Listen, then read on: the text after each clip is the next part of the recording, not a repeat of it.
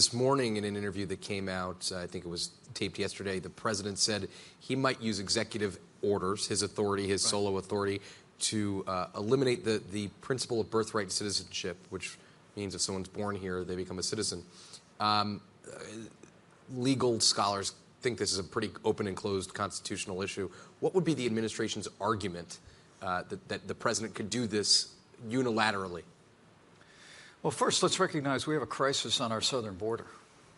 And while this migrant caravan that's coming north has been a source of great concern for millions of Americans, I hear it everywhere I go as I travel across the country.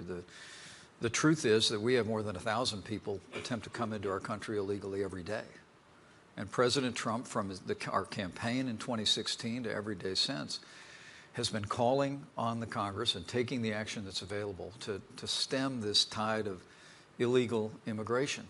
And one of the things the president articulated on the campaign trail 2 years ago was that we want to look in the broadest way possible at American law that may be used as a magnet to draw people into our country. Some of those loopholes are like catch and release. Some of those loopholes are in other categories. They're things that human traffickers actually use to entice vulnerable families to make the long and dangerous trip north up the peninsula, often at great risk to themselves. And frankly, birthright citizenship is a part of that. And what I think the president's made clear is that we are looking at action that would reconsider birthright citizenship. We all know what the 14th Amendment says. We all cherish the language of the 14th Amendment.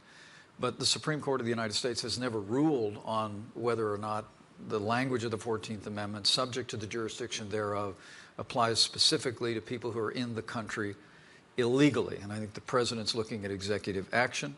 I know the Congress has looked at legislative action to reconsider that.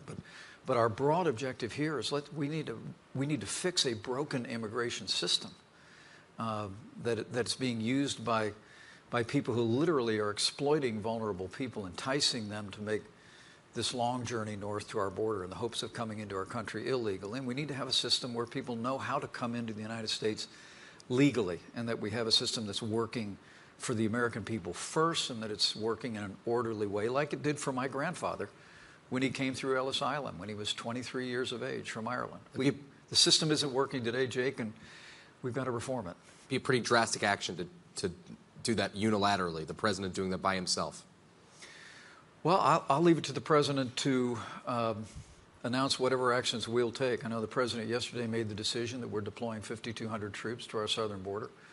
There's already 2,000 National Guard there now. We're going to have the troops there to support Border Patrol agents as this caravan continues to make its way north, but also as the crisis of illegal immigration on our southern border continues. But in terms of changes in the law, in terms of executive action, I don't want to get ahead of the president, but you can look back at that famous speech in Phoenix that he gave about immigration reform, and he spoke about us taking on this issue and taking on other issues in a way that we can have a debate about having an immigration system in America that's working for the American people first, and that includes re-examining this whole issue of birthright citizenship.